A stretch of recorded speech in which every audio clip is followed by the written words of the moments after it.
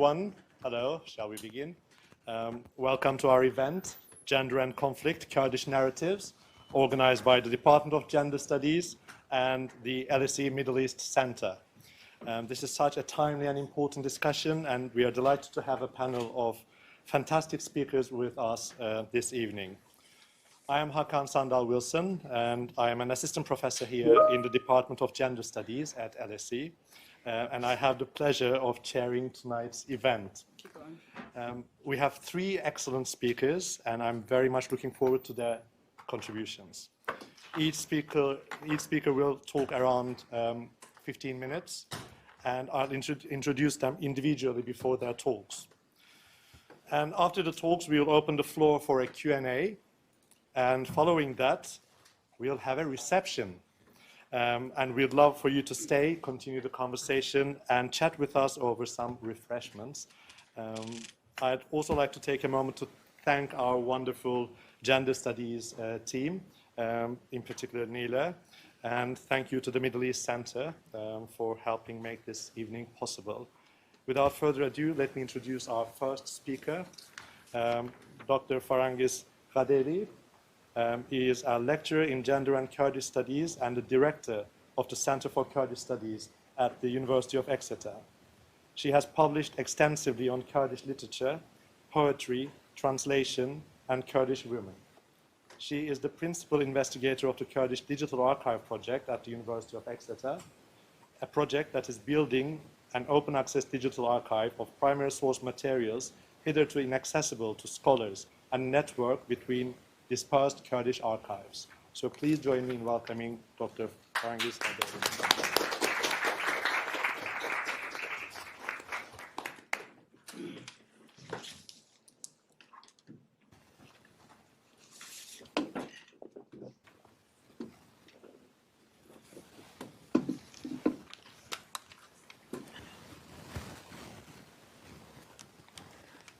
Hello, everyone.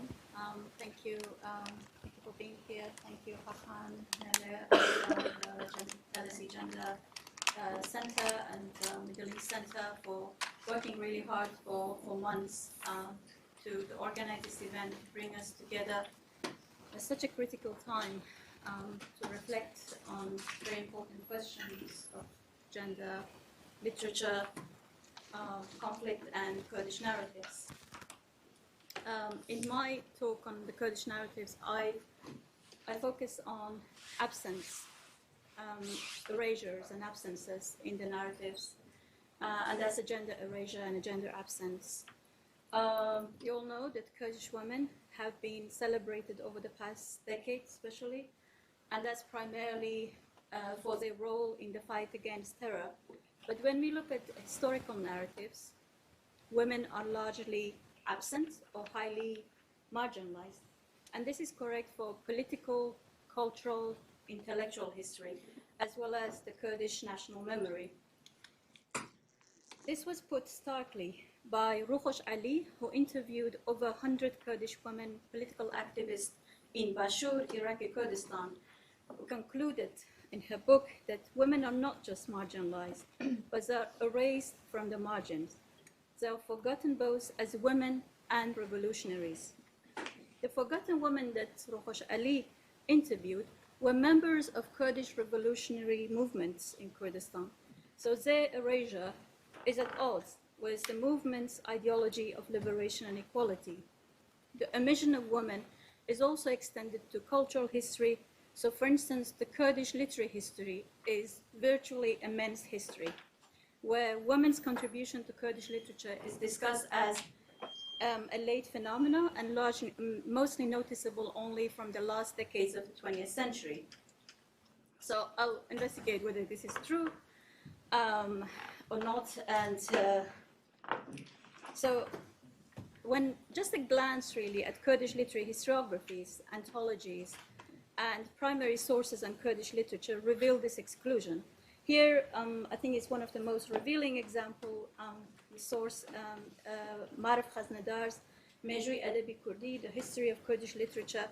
This is the most comprehensive account of Kurdish literature from the medieval period to 1975. This multi-volume collection has over 160 entries of poets and writers. Out of these 160 entries, only 3 are women. Now, these volumes have become foundational reference texts for research and teaching Kurdish literature, and women's exclusion have had lasting epistemic consequences, so contributing to this assumption that Kurdish women's literary production is a late or a marginal phenomenon. Again, when we look at foundational publications on Kurdish literature, for instance, the early texts on Kurdish literary criticism, women are non-existent. Women are also highly underrepresented in anthologies of Kurdish literature. For instance, Mahmoud Uzun's very seminal anthology, pioneering anthology published in 1990, Anthologia Adabiyat Kurdi, had 104 entries. Out of this 104 entry, only 1 woman poet, Asma Jak. And unsurprisingly, this exclusion and this omission has been reproduced in translations of Kurdish literature, Kurdish poetry, in English, but in other languages. The exclusion of women's intellectual and creative writing in history, of course, is a global phenomenon, something that we see in most world literary traditions. But for Kurdish women, so it's not an exception, the Kurdish case, but for Kurdish women, as well as patriarchy, complex webs of exclusions, including statelessness, political and linguistic suppression, the hegemony of state languages, Kurdish political and linguistic fragmentation, and the power relation between Kurdish dialects or Kurdish linguistic groups and the marginalization of the smaller dialect groups have compounded this dominated status. Under repressive conditions in Turkey, Syria, and Iran, as scholar Amir Hassanpour noted, a significant part of Kurdish literary heritage was destroyed, especially those in private possession. And memoir and autobiographical accounts by Kurdish intellectual and literati throughout the 20th century attest to the confiscation, destruction, and forced concealment of Kurdish books and records. Within this regime of archival destruction and loss, women's intellectual and creative production was inevitably affected. In an interview, Dia Juan, one of the most celebrated poets of Rojava, she passed away sadly last year, she recalled that when her first poetry collection, Pelek Ghaderi Kovanenmen, Away from the Sea of My Sorrows, was published in 1992 in Syria, she was arrested, interrogated, and her book was destroyed. Her second poetry collection had the same fate. The power relation of Kurdish languages also has contributed to the marginalization of women. Kurdish literary histories and anthologies largely present incomplete pictures of Kurdish literature, in which I've argued that Sorani and Kurmanji dominate, and other languages are excluded or noticeably marginalized. So Kurdish women who write in smaller dialect groups such as Zazaki, Gorani, or Southern Kurdish, they face, we can say, a double marginalization. Patriarchy has also, of course, operated as a foundational mechanism of exclusion. Like most societies, there are many ways that patriarchy has played out in the Kurdish context, which includes stigma and social punishment for daring to write, to perform, to sing, or to be simply in the public eye.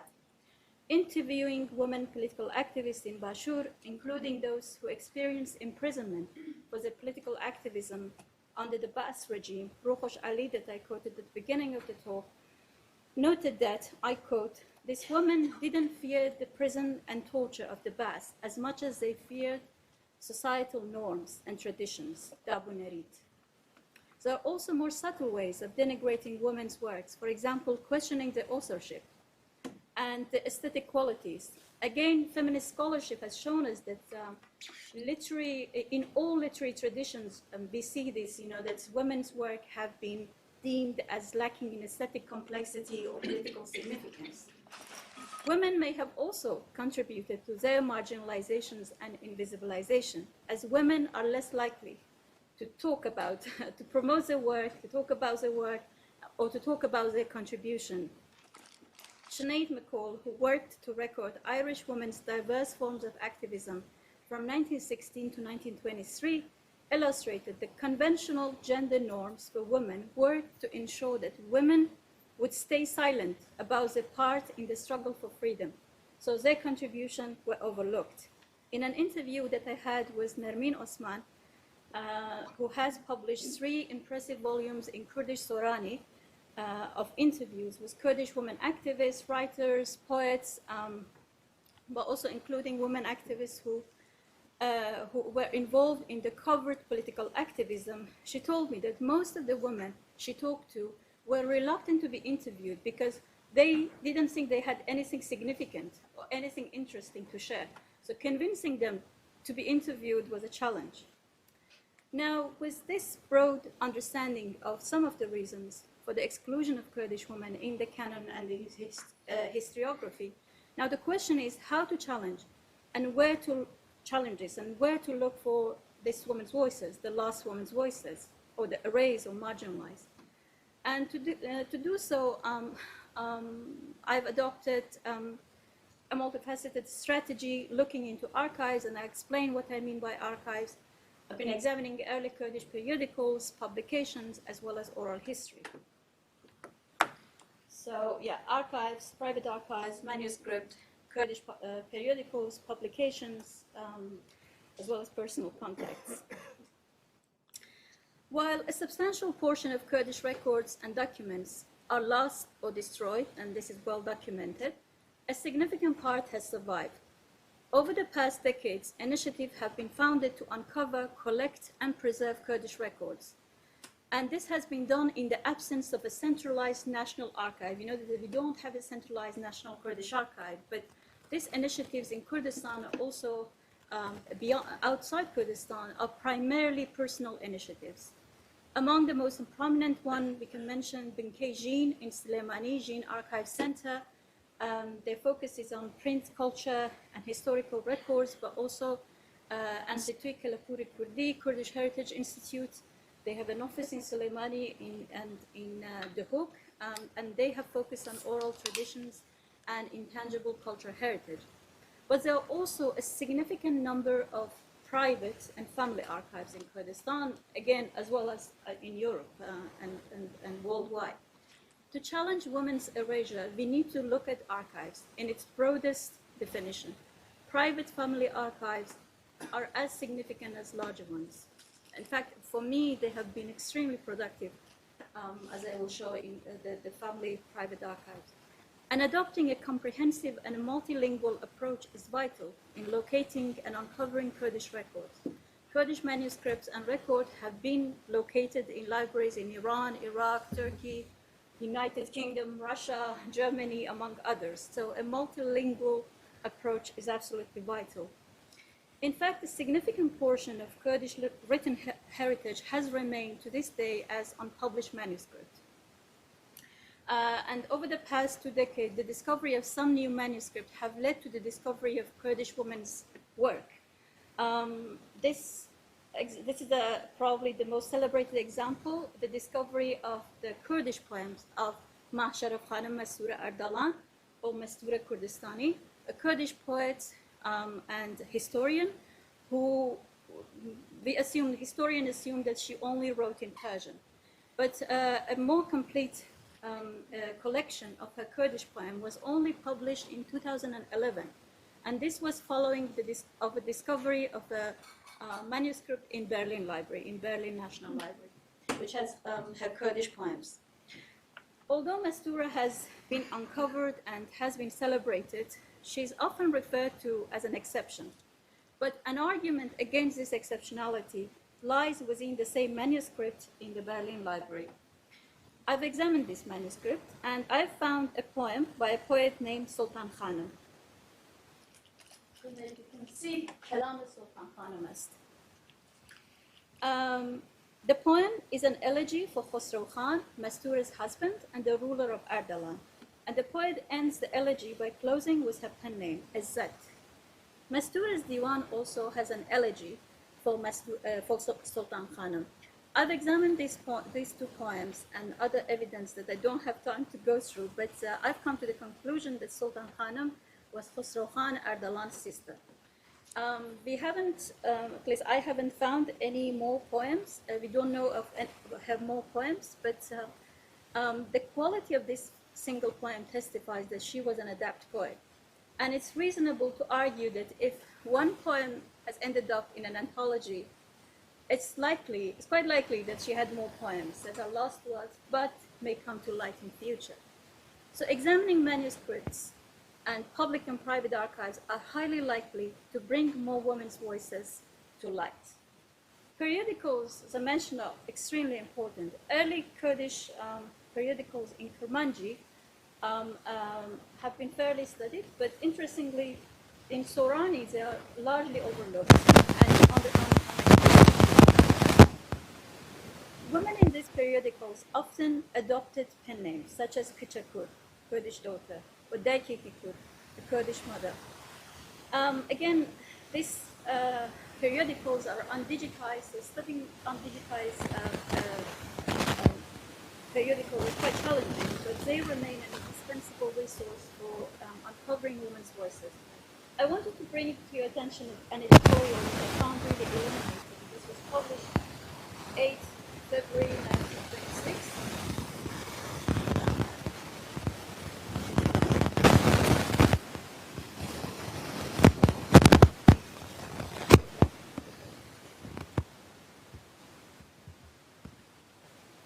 Thank you.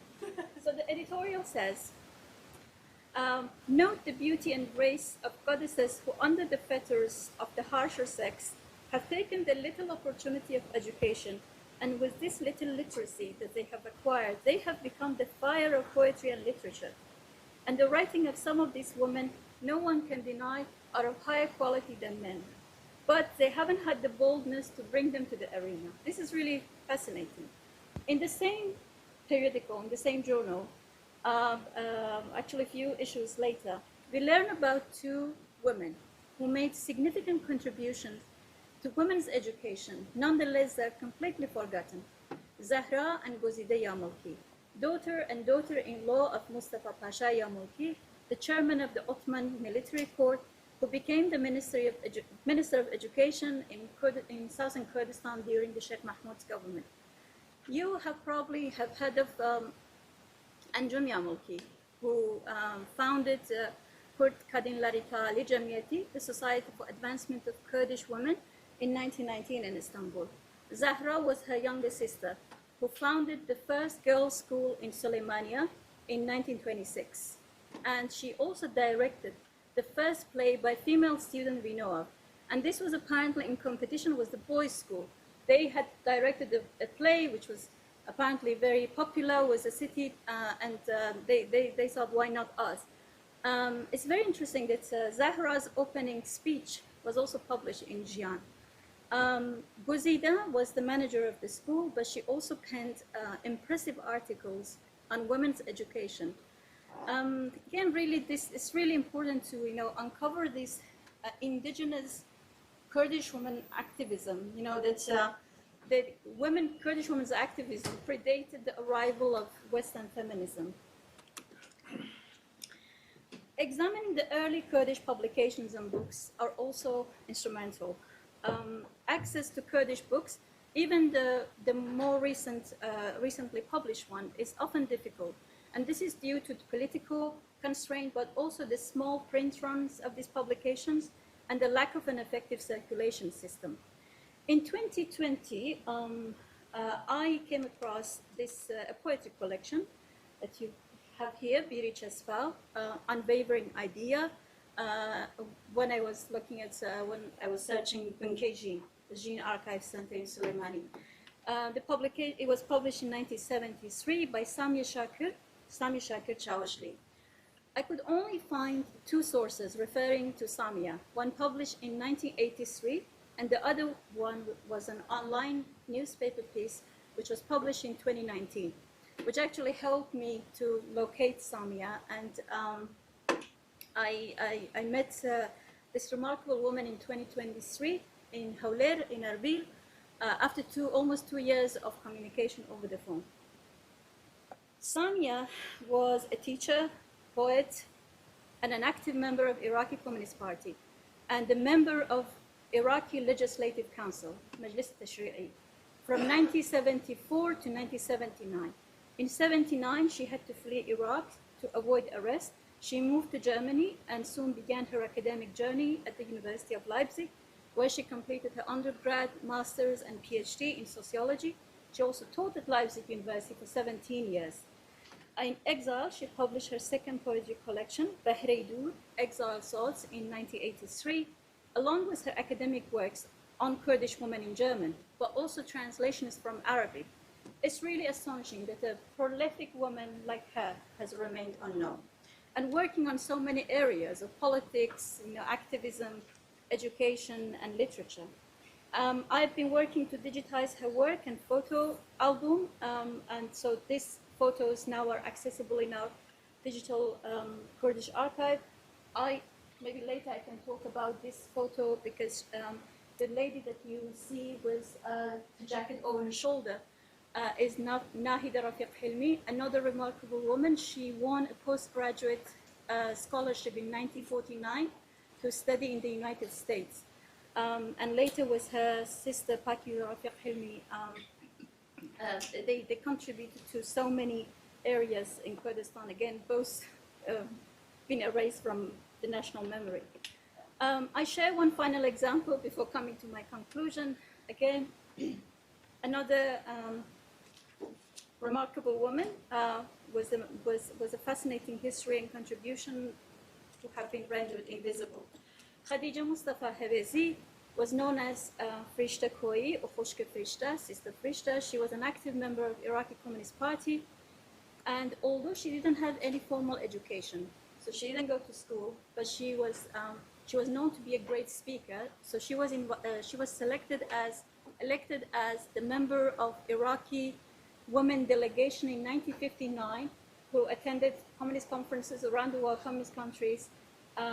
I reached out to her family in Koya, and they generously shared her photo albums that are now digitized and accessible at our digital archive website at Exeter.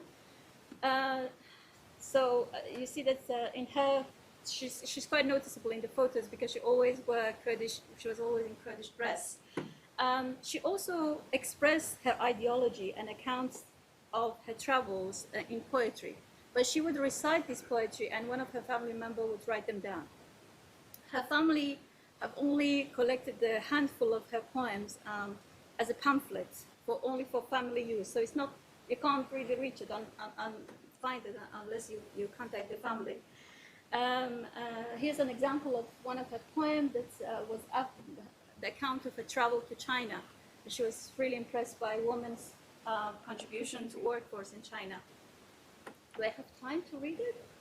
No? Yeah. Okay, I'll come to the conclusion. Yeah. But also to mention that her brothers, Ahmad Dilzar and Karim Shahraza, are well canonized in Kurdish literature. Yet almost no one outside the family or proud of the city of Koya have heard of Khadija. To conclude, identifying patterns of suppression of Kurdish women's voices and the mechanism of this exclusion are crucial for challenging their historical omission. But it's not enough. It's not enough as long as women's works and contributions remain hidden. As Joanna Ross rightly pointed out, I quote, "When the memory of one's predecessors is buried, the assumption persists that there were none, and each generation of women believe itself to be faced with the burden of doing everything for the first time." And I see this a lot in the Kurdish context, especially in the activism sphere, that, this is for the first time, Kurdish women do such and such. It's often because of the lack of awareness, really, of the history. Within this context of structural exclusion, preserving women's voices and the curation of Kurdish women's archives is a critical epistemic intervention, as they can function as sites of counter-memory that counter their historical erasure and disrupt male-dominated historiographical narratives. But it's not enough, because confronting women's historical invisibility demands broader transformative action, including fundamental rethinking of historiographical practices, canon formation, as well as the curriculum itself. Thank you so much.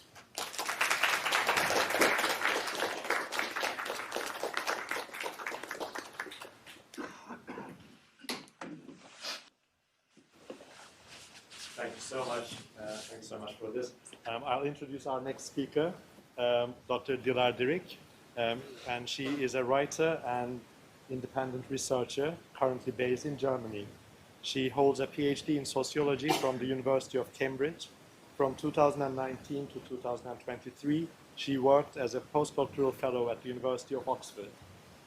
Her book, The Kurdish Women's Movement, History, Theory and Practice, from Pluto Press, has been translated into Catalan and Slovenian, and it is an in-depth ethnography of the revolutionary women's movement in Kurdistan. Dilar has left academia and focuses on political education and internationalist alliance building. Please join me in welcoming Dilar.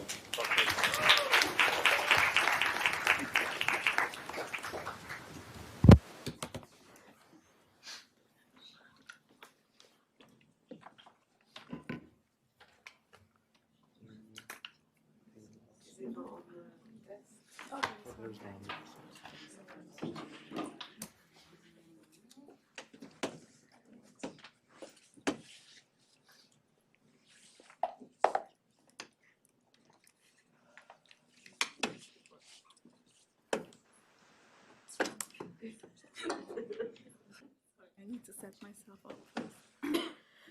Okay, hello everyone. Good afternoon, good evening. Thank you very much for coming, and also special thank you from me to Hakan for organizing this event at this very crucial period in time. I'm very happy to be here and look forward to the discussion. And I'll start off by saying that when talking about writing or narratives and storytelling from Kurdish perspectives or positionalities, the first thing to say, and this is usually what people start with before delving into the topic, is of course the importance of acknowledging the context in which Kurdish stories and storytelling have historically unfolded, which is one shaped by war, oppression, and more important maybe to the topic, also forced assimilation and denial. And writing about Kurdistan, especially politically, continues, of course, to be dangerous and problematic, and that's for various reasons. And in context of destruction, of course, one can hardly do justice to all the stories that deserve to be told. And of course, at the moment, too, this current context is shaped by regional war, by recent episodes of massacre and forced displacement, by routine imprisonment and assassination of leaders, including journalists and writers. And also I want to take this occasion to honor my friend and comrade Nagihan Akarsel, who was assassinated in 2022 in Suleimani, actually while working on a Kurdish women's library and archive center by the Turkish intelligence. So this event is not only, of course, it's not really the place to talk about everything that is currently happening in Kurdistan and the Middle East, but that background is not background, it's actually very, very relevant to the topic.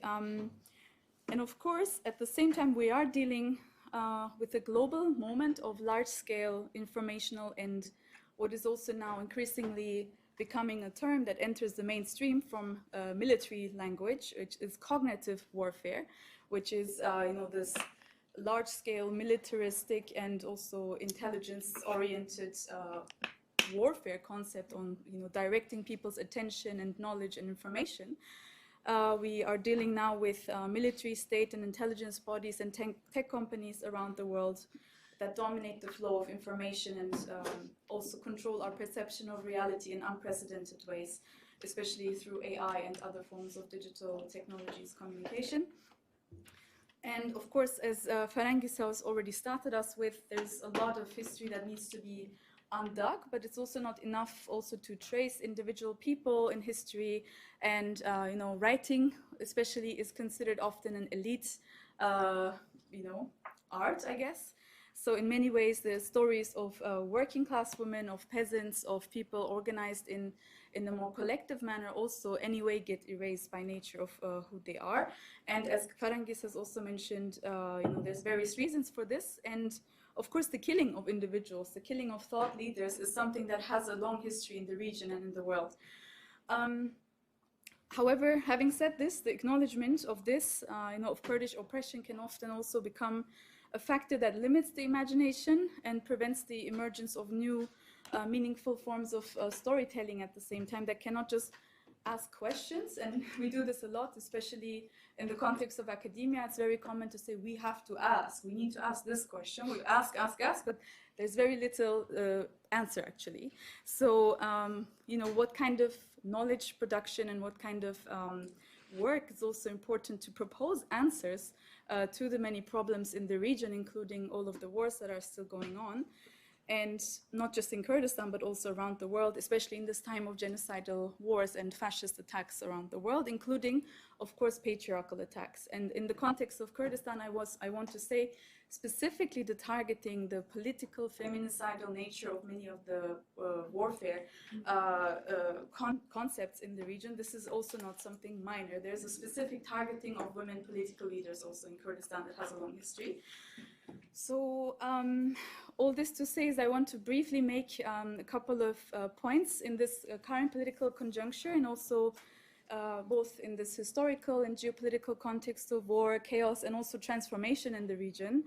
And also what kind of stories or storytelling we might want to see and want to actually see more of. As Farangis has also said, in the past decade in particular, more people have heard about Kurdish people, specifically Kurdish women, and also many people who have even, not just researchers and journalists and activists who are interested, but also people with links to foreign governments, political parties, intelligence services, embassies, often presented themselves also as independent researchers gone. And so a huge extractivist kind of, a whole factor, what do you say? Sector exactly has emerged also, and this often led to very policy-oriented forms of knowledge production or presented very one-dimensional stories also that are very detached from the material realities of people.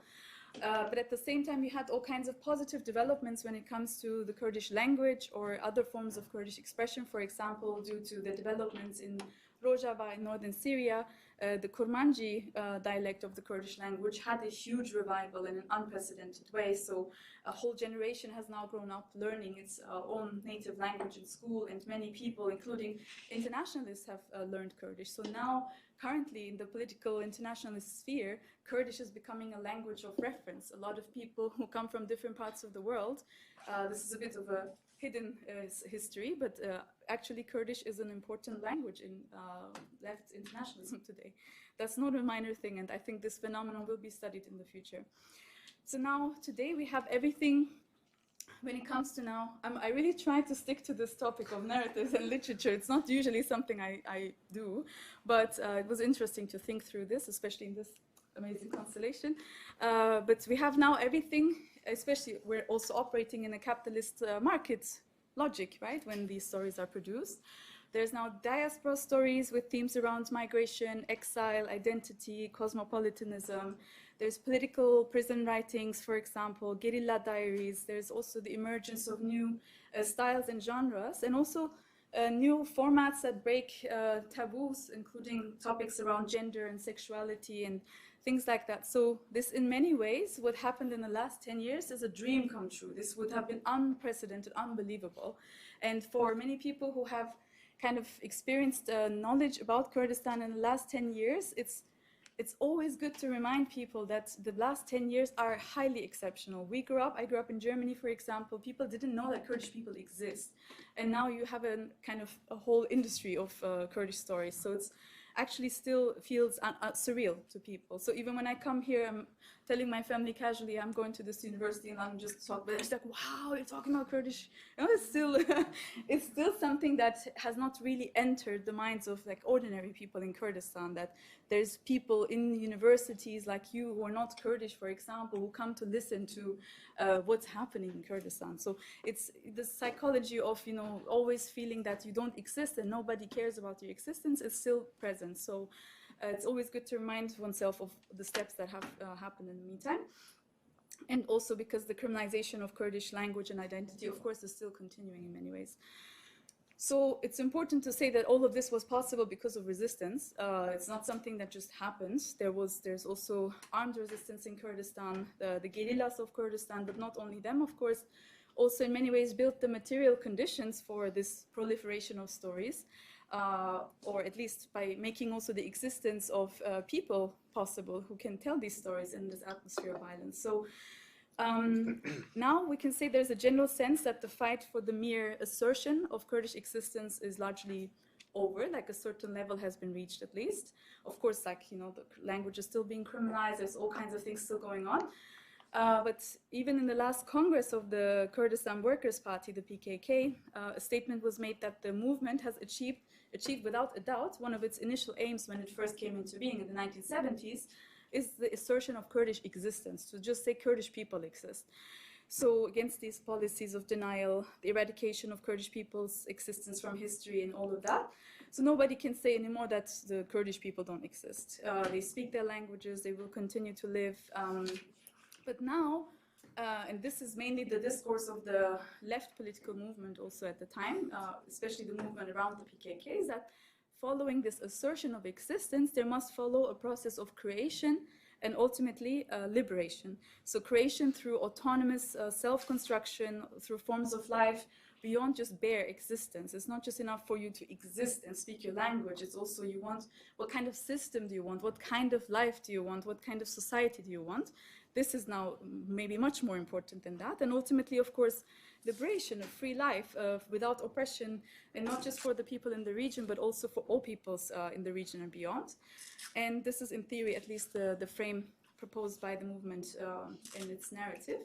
So what we see in this abundance of many new texts and stories emerging is still that this question of meaning remains unanswered. So what I mean is that with this rise, especially in the last 10 years, a lot of extremely, I want to say, generic and cliche writing also came up, you know? So you see this also on social media, but also in different forms of literature about identity, culture, belonging, and it's all important and meaningful to a certain extent. But at some point, it's too much. It gets too boring and unsatisfying, and you see that it's, for me, it really doesn't appeal to me, a lot of the literature that we see, because it sounds like the same old generic literature on identity and just with Kurdish references and codes, and you kind of read it and you already know where this is going. So there's no kind of additional kind of stimulation that you often get. And maybe this is normal, this happens with everything else too, but it's often also very apolitical and geared towards a liberal, often Western or Westernized, actually, audience. And especially in this time of Instagram and TikTok and whatnot, you see that all kinds of ancestral cultures reach us in this scrollable formats. It's romanticized, fetishized. You romanticize yourself and your existence, even if you don't have that much to do with that in your daily life. So we glorify the like wrinkly hands of Kurdish grandmothers with their tattoos, and it's really nice and important. And these hands and feet, this labor, you know, this is something that you really feel. It's in your body, it's in your family, it's agriculture, it's a peasant life, and it's things that are being that face extinction in this context of global capitalism. But also, you know, we encounter these clips of youth, especially from different, especially in the diaspora, of people who now sing and embrace and celebrate their culture, or perform these artifacts in some ways, and of course, seemingly also in defiance of a colonial racist gaze and all of that. But also this creates new acceptable forms of representing oppression, and today's expressions of culture also, we cannot separate it from new class formations, from new epistemic injustice on different levels. So we see even here in Kurdish restaurants in London, for example, carpets, agriculture life, all of that. And it's really beautiful, and it means something to people. But at the same time, the more images that display authenticity appear on the walls of these high-end locations also, and these like gentrified metropoles and whatnot, the smaller the chances also of these ways of life to actually survive in a time of planetary crisis. So it's almost like we're reaching the point of representing ourselves as the world is collapsing. So, Yani. And so what's, besides proclaiming that these things exist and that they are beautiful and deserve to be there and seen, do we really actually do to protect them? And that requires, of course, in the minds of many Kurdish political movements, a full-on revolutionary fight against capitalism. And so this is this contradiction that is currently emerging, I think, as we see. In this frenzy of digital attention seeking, you see all kinds of symbols also being detached from actual values, from the context and so on, and the material concerns of people. So just to slowly come to a conclusion, I think, I haven't made my main point yet, but in many ways this also mirrors the superficiality that we see in a lot of academic scholarship, I must say. Kurdish writers, I think, still to this day lack often this confidence to actually make bigger claims about the world, although they're in a very good position to do so, considering the realities in Kurdistan. So to theorize the world, to say it from Kurdistan, to look at what this says about the state of the world in terms of all kinds of, from ecological disaster to patriarchy and so on. And I have to say, really, Kurdish political movements are way more courageous in their claims to analyze the world and present perspectives than Kurdish writers and scholars are often, especially in the diaspora. Because what happens is, I mean, I know this also, I'm reflecting on my own experience, you assimilate into the genres that are given to you. So if you're like a sociologist, you have to read all the sociological literature and then apply it to Kurdistan instead of starting from your position and challenging that whole genre and so on. I mean, people are doing that, but it's really limited. And as I mentioned, unfortunately, this is happening. Okay, this is happening in this moment in world history where people still have to also fight for truth. I mean, there's a lot of distortion about what is happening in Kurdistan. Like even the fact that the last 10 years, which were so important in terms of the political history of Kurdistan, in order to really understand the emergence of even this like very prominent figure of the Kurdish political women fighter, which has become a very iconic symbol. People wrote about this in a way that is completely detached from the ideological and political. And the more you say it, it still doesn't change. Like there's a lot of implication to this, a lot of implication to what happens when you divorce an image from its history. And I think there's still a lot of work to be done with this. So you see all of these like liberal frames, you see the emergence of nationalistic frames, but what we must do, I think, beyond closing these gaps in terms of saying this exists, that exists, we are here and so on, is also, I think like there needs to be higher aspiration, and I just want to propose two things that I would like to see more. One is a decolonization of Kurdish stories, not just decolonization in the sense of, resisting against, say, Turkish colonialism, Arab nationalism, Persian chauvinism, all of that. That happens, it has been happening in many ways. But there's also something to be done about decolonizing Kurdistan from European and American imperialism, which I think is way more important at the moment, because those are stories that are being told in a way that also divorces the Kurdish people from the regional history. And the kind of large-scale, intelligence-based knowledge production that we have been seeing is incredibly damaging, and I think only in 10 years people will really understand the implications of this. This is also not something that can be done by individual storytellers alone. This needs to have a collective reflex, which of course exists inside society and in political struggle, but it's invisibilized in many ways because it requires a systematic responding to these narratives. I'll try to just make this point a bit briefer because I know I have to stop. This framing of the Kurdish people as the eternal proxies of imperialism in the region, this like separatist entity and so on and so forth.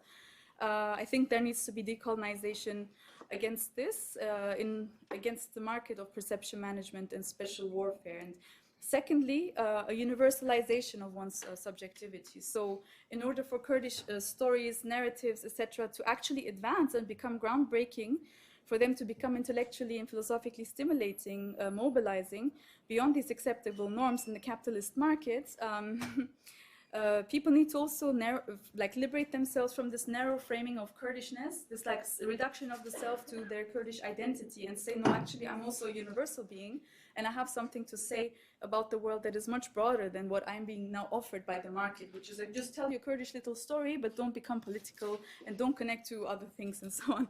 So I think both of these would respond to these processes of creation and liberation, as I mentioned earlier. And for this, I would just end with this proposal of the rise of another subject, which is the Kurdish internationalist. This is absolutely not a new emerging profile.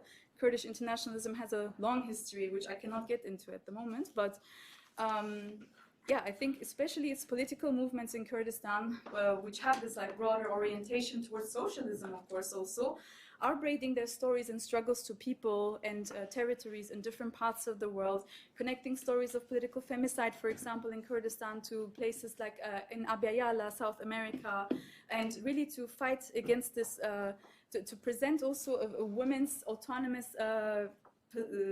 kind of analysis of the deep state, of understanding, for example, how groups like Al-Qaeda and ISIS that are now being brought back to our region, and we're being told we need to accept them as the new leaders and all of that. I think this is really what Kurdish storytelling can do, is to expose not just regional fascism, but also international imperialist epistemic and actual military physical violence, including the violence of countries like this one.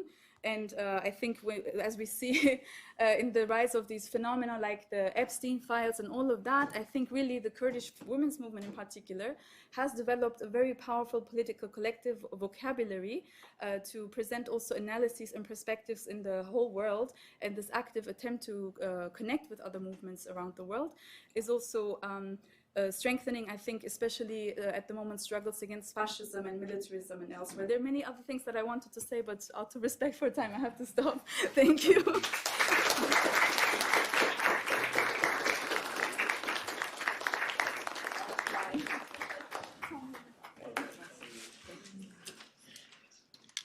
Thank you so much. Thank you. And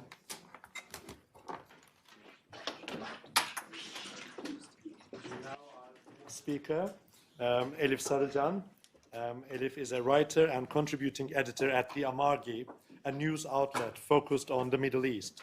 She was trained in social anthropology at the London School of Economics.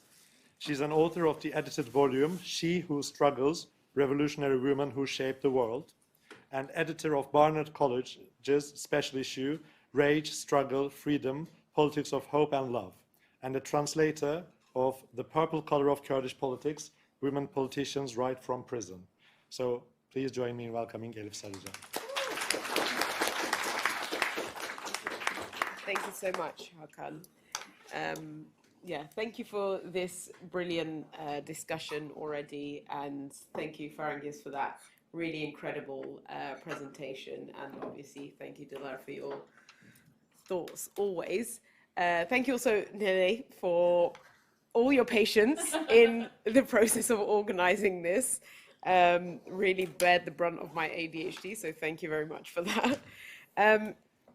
So I have the very easy task of going after these two brilliant speakers. I'm going to try to cover certain areas that haven't been covered already. So, I mean, obviously there would always be more areas to cover, but hopefully then we can have a bit of a discussion. What I thought would be useful to focus on is kind of the both times of conflict and like gender description of this event. And what I wanted to talk a bit about in three sections or so is talk a bit about rupture, and obviously I'll talk a bit about what I mean by that, talk about prefiguration, and then talk about what the Kurdish movement calls the third way, or what we can also call alternatives. So I have you know, sometimes I have like kind of a weird relationship with the concept or the kind of, you know, what we call times of conflict. You know, we've been saying this for quite some time, right? And about a lot of different things.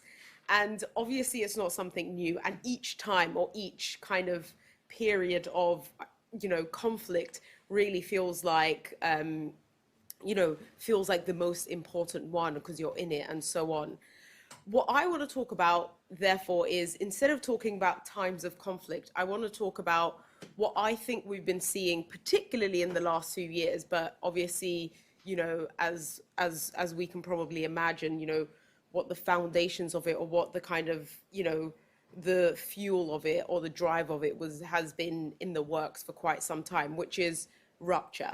And I mean that in two ways. And I'll start with the first, which is I really think, particularly in the last few years, there's a basically we're living through what I think we can call a global rupture, global rupture in the collapse of, you know, what has been called the liberal order, rupture of like the promises of, you know, capitalism and patriarchy. When I say the promises of, you know, in terms of its ability to, at the very least, you know, you've got to make some compromises, allow some, you know, allow some, you know, some kind of like violations of maybe certain freedoms, but at least like you'll live okay.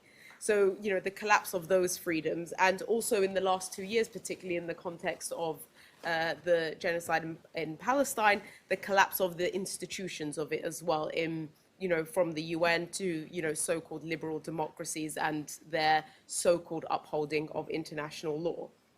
And I will talk a bit about how this relates to the context of Kurdistan as well. But also we've been seeing in, you know, European countries and European capitals, but also obviously the US, of this really actually quite violent cost of living crisis where people literally cannot feed themselves, people cannot heat their homes and so on. We've obviously also seen the proliferation or the expansion on attacks on certain sections of society, you know, from obviously trans people to migrants and so on. And the really, I think possibly the most scary of them all, and I'll say why in a second, what seems like the exponential rise of billionaires. And the reason why I think in some ways it's the scariest of them all is because, you know, and I'll say it now, I will end on a hopeful note, but in about 10 minutes. But, you know, we are up against a immense, you know, compilation of resources at the disposal of, you know, the kind of those who have interest in upholding what seems to be collapsing, if we put it quite simply. We're also seeing, and I think relevant to today's conversation, is this rise of conservative traditionalism when it comes to gender roles, and, you know, the kind of like rise of the, you know, the kind of like, once again, the promise of the housewife and so on.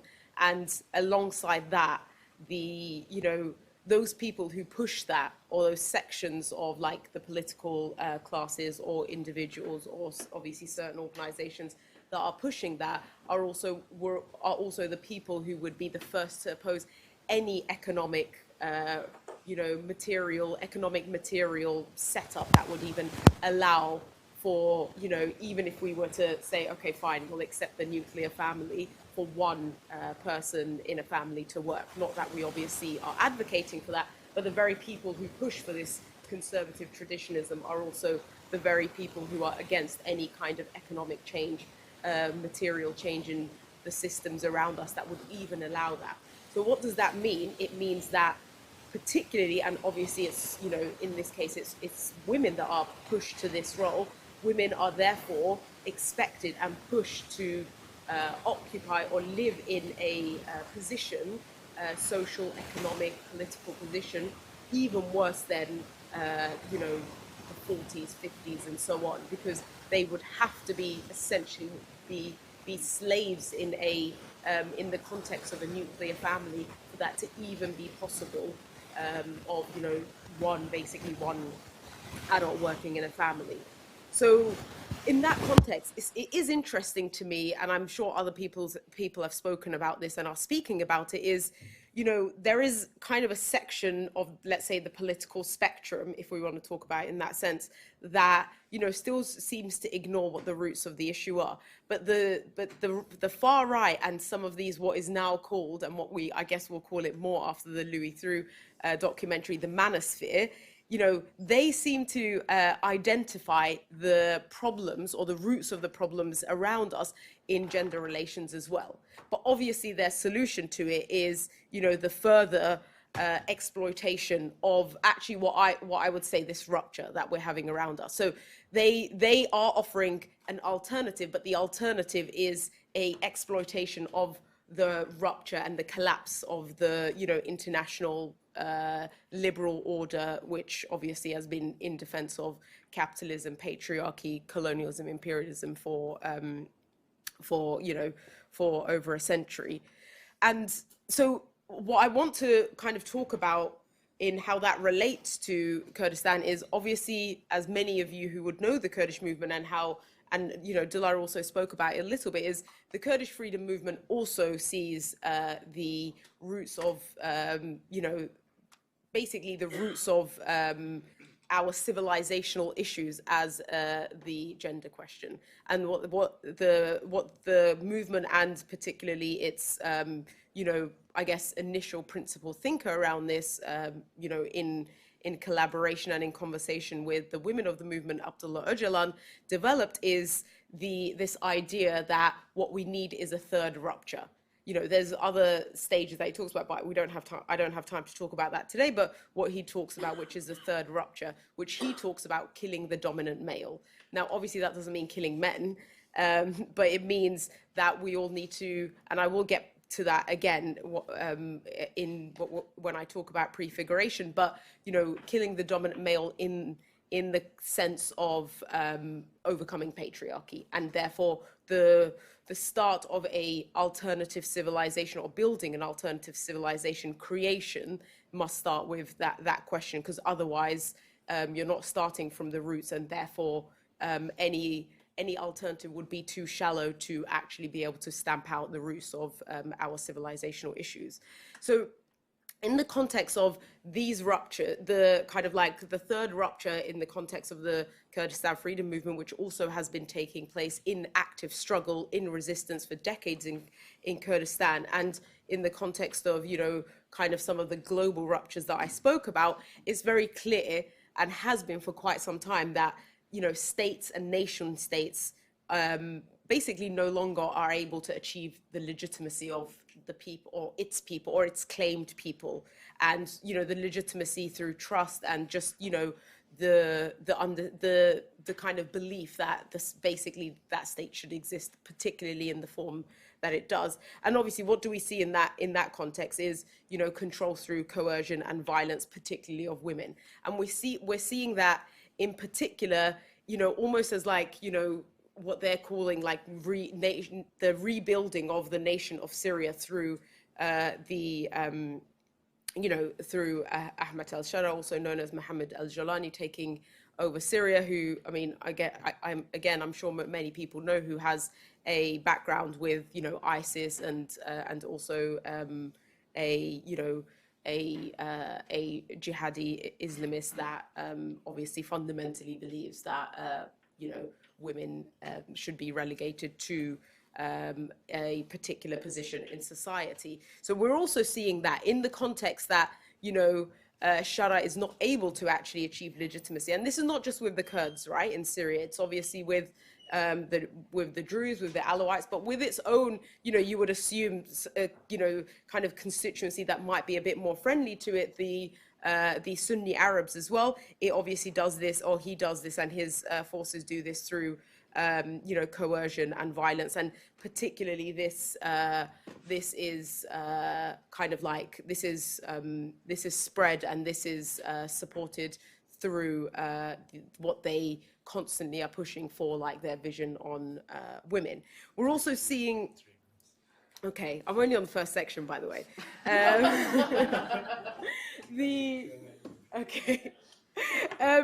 So so we're also seeing, and the reason why I did want to talk about this is because, you know, we can talk about obviously what's happening in Kurdistan and so on, which obviously is really, really important, but we're also seeing so much of this play out in how we live, right? For example, the criminalization. We've seen the criminalization of basically what has come to, and in the context of, you know, basically the lack of legitimacy of the states that we, you know, basically live within, is the criminalization of anything that is even slightly a challenge to basically what the state envisages as its framework. And its framework of, like, you know, it's what it wants in terms of the legibility of society. So, you know, for example, in the context of Turkey, it's one nation, one flag, one religion, one language.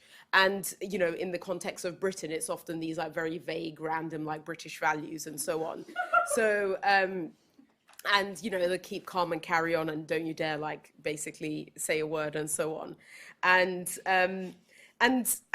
in Britain, we're also seeing, you know, that there's, for example, right now 6 Kurdish activists on trial at the Old Bailey, and the trial will still go on until the end of April. They've been charged with membership of a terrorist of a terrorist organization. I can tell you now, obviously, I am not a legal professional, but there is basically, like, it's a joke of a trial, and it's a joke of a case, and it's even the you know, so-called evidence packs are just like, you know, a joke. But I think the important thing, and what has, you know, what has impacts and effects on all of us, is this kind of like this approach that the prosecution is using, in addition to some of this other thing, which is these people clearly have the PKK mindset. So this is part of the prosecution's case, which is to prove that these people have PKK mindset. I'm not going to get into what PKK mindset is right now, but what I mean is, like, this, you know, constantly further and further, you know, kind of stepping into our, like, already quite basic civil liberties, which is basically, if you have a particular mindset, you can be considered member of a terrorist organization, and therefore, you know, have your life changed forever, and, you know, have the full force of the state thrown at you.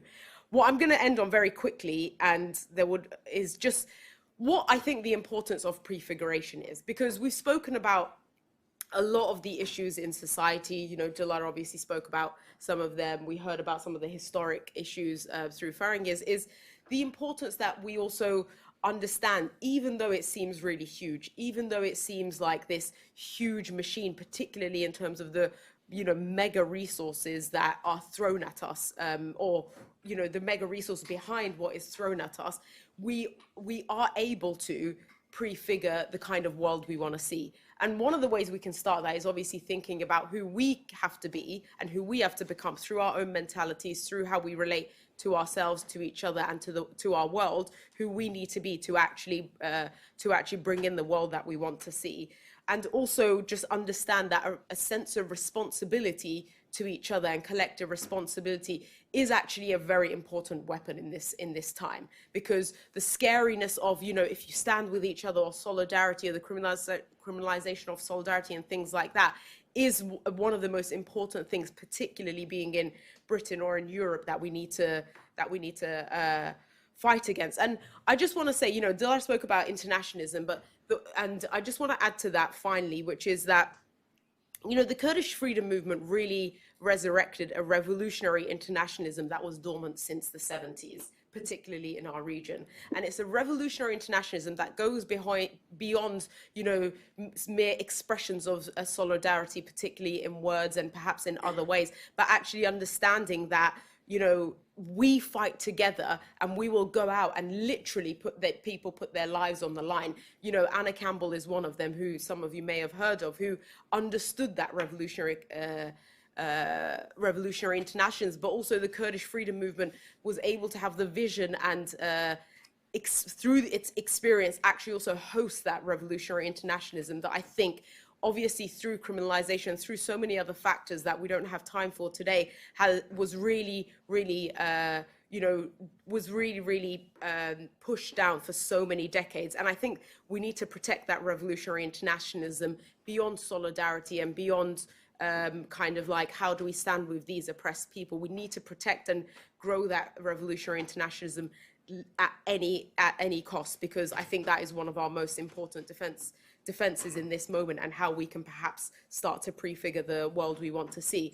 I also want to say, in times where, you know, we're also seeing, you know, through these like so-called CIA leaks or whatever, like suddenly everyone's asking the question of who are the Kurds again, as though they don't know who we are.